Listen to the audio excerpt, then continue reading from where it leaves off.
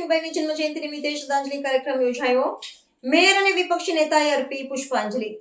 ભારતના પ્રથમ સ્વાતંત્ર્ય સંગ્રામના અગ્રણી વીરાંગના રાણી લક્ષ્મીબાઈની જન્મજયંતિ નિમિત્તે વડોદરા મહાનગરપાલિકા દ્વારા વિશેષ વંદના કાર્યક્રમનું આયોજન કરવામાં આવ્યું હતું।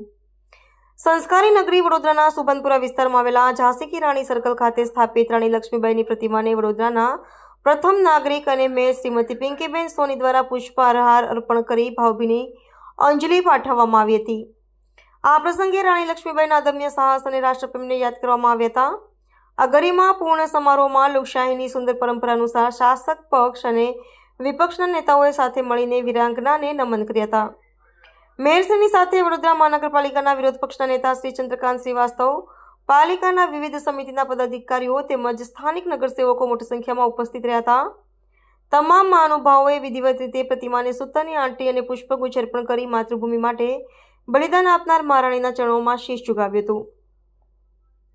કાર્યક્રમના અંતે ઉપસ્થિત અગ્રણીઓએ રાણી લક્ષ્મીબાઈના જીવનને નારી શક્તિ અને દેશભક્તિનું જ્વલંત ઉદાહરણ ગણાવ્યું હતું।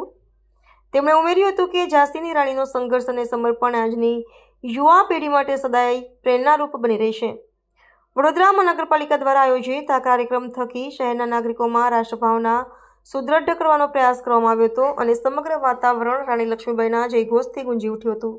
ગૌરવશાળી ત્યાગ, બલિદાન, શૌર્ય, પરાક્રમ આ બધાનું ઉત્તમ ઉદાહરણ એટલે કે ઝાંસી કી રાણી લક્ષ્મીબાઈ। ઝાંસી કી રાણી લક્ષ્મીબાઈ એ ભારતનો પ્રથમ સ્વાતંત્ર્ય સંગ્રામ લડનારી આ પ્રથમ મહિલા હતી કે જેમણે ખરા અર્થમાં શૌર્યનું ઉત્તમ ઉદાહરણ પૂરું પાડ્યું હતું। માત્ર 23-24 વર્ષનું તેમનું આયુષ્ય એટલે કે વીજળીના ઝબકારે મોતીડા પરવું એવી નાની અમથી એમની જીવન રેખા અને તેમાં પણ વીજળીના લીસોટા જેવી એમની ચાતુર્ય, એમની શક્તિ અને તેની સાથે તેમણે સમગ્ર નારી શક્તિને આજે પણ કોઈ ઉપલબ્ધિ પ્રાપ્ત કરે છે કોઈ મહિલા ત્યારે તેને ઝાંસી કી રાણી લક્ષ્મીબાઈની ઉપમા આપવામાં આવે છે। વડોદરા મહાનગરપાલિકા દ્વારા પ્રતિવર્ષ તેમની પ્રતિમાને તેમના જન્મ જયંતિ અવસર પર પુષ્પાંજલિ અર્પણ કરવાના કાર્યક્રમનું આયોજન કરવામાં આવતું હોય છે। ત્યારે આજ રોજ મારા સૌ સાથી સભાસદશ્રીઓ, સ્થાનિક નાગરિકો, મોટી સંખ્યામાં નારી શક્તિ અને ભવિષ્યનું ભારત એટલે કે આજનું બાળક એવી રીતે ભવિષ્યનું વડોદરા એવા વડોદરા શહેરની શાળાઓમાં ભણતા બાળકો સૌએ સાથે મળી આજે ઝાંસી કી રાણી લક્ષ્મીબાઈની પ્રતિમાને પુષ્પાંજલિ અર્પણ કરી હૃદયાંજલિ અર્પણ કરી। આભાર। हाँ भाई, आज झांसी की रानी जन्म जयंती है, पुष्पांजलि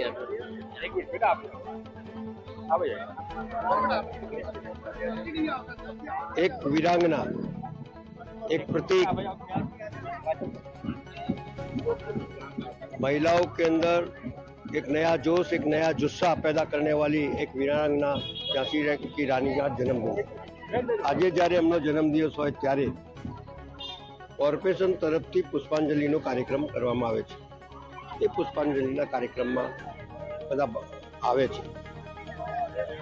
ખાસ કરીને રાજેશભાઈએ આ ચોકનું નામ ઝાંસી કી રાણી ચોક નામ આપ્યું।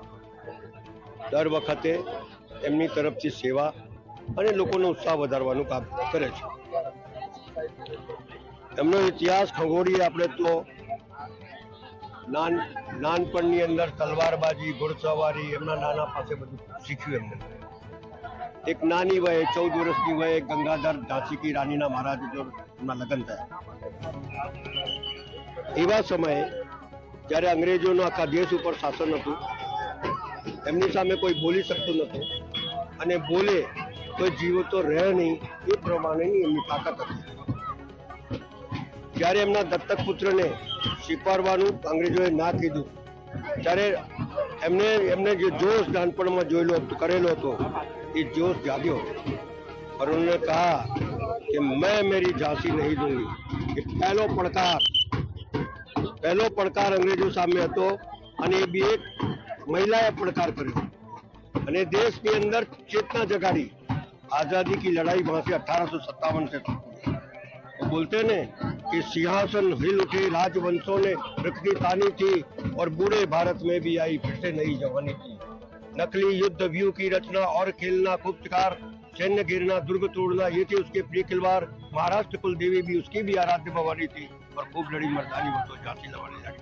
1857 का वो गदर, वो लड़ाई, ये देश के अंदर एक चेतना फैलाना, आजादी के सामने लड़ना, महिलाओं से शुरुआत हुई और लोग जागे और इस देश के अंदर एक स्वतंत्रता आंदोलन शुरू हुआ। આ એક શરૂઆત હતી, એટલે એ સ્વતંત્રતા આંદોલનની ચિંગારી જેને ફેલાઈ એને સલ્યુટ મારીએ છીએ, સલ્યુટ કરતા હું।